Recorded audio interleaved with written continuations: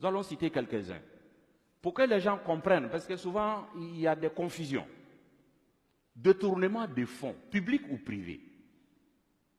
Si vous détournez des fonds, ne pensez pas que vous avez désobéi à la loi de la République seulement, mais vous avez aussi désobéi aux ordres d'Allah subhanahu wa ta'ala. Le faux monnayage, ceux qui fabriquent les faux billets et qui les injectent dans l'économie. Non seulement vous déstabilisez l'économie nationale, mais aussi vous encourez la colère d'Allah subhanahu wa ta'ala. Troisièmement, la manipulation des marchés publics et privés. Vous tous et vous toutes qui avez l'autorité de dire oui ou non pour attribuer un marché. Lorsque vous intervenez dans l'attribution pour vous attribuer injustement des parts, des pourcentages, sachez que vous avez désobéi non seulement à la loi de la République, mais vous avez aussi désobéi gravement aux enseignements d'Allah subhanahu wa ta'ala. L'abus de fonction.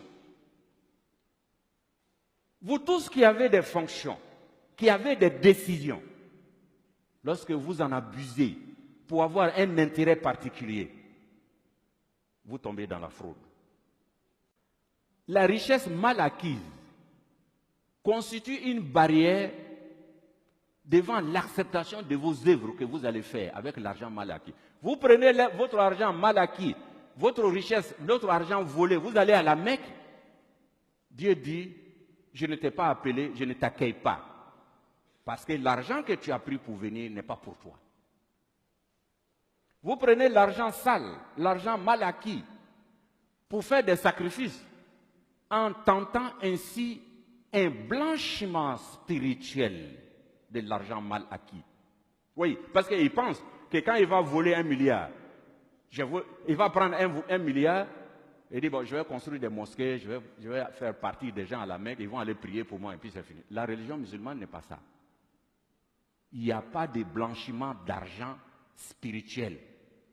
C'est-à-dire le fait de faire le sacrifice avec l'argent volé ne le rend pas licite pour toi. Dieu n'accepte pas.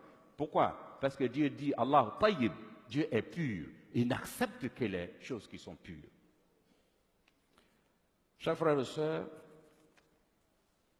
il y a aussi sur le plan spirituel, il y a d'autres éléments. À cause du temps, nous allons, peut-être en d'autres occasions, nous allons revenir sur ces choses si l'occasion nous était donnée. Et il y a surtout la colère d'Allah. Dieu dit, فَإِن لَمْ تَفْعَلُوا فَأَذَنُوا بِحَرْبٍ مِّنَ اللَّهِ وَرَسُولِهِ. Il dit, si vous n'arrêtez pas la course à l'enrichissement illicite, sous toutes ses formes, il dit alors recevez une déclaration de guerre de la part d'Allah et de son messager, sallallahu alayhi wa sallam. Alors imaginez-vous quand Dieu vous déclare la guerre, وَلَا يَعْلَمُ جُنُودَ رَبِّكَ إِلَّا هُوَ. Alors que personne ne connaît les soldats d'Allah, c'est lui seul. Ça peut être une maladie, ça peut être des inondations, ça peut être des incendies, ça peut être le fait même que les cœurs de vos citoyens ne sont plus ensemble. Donc c'est une menace grave.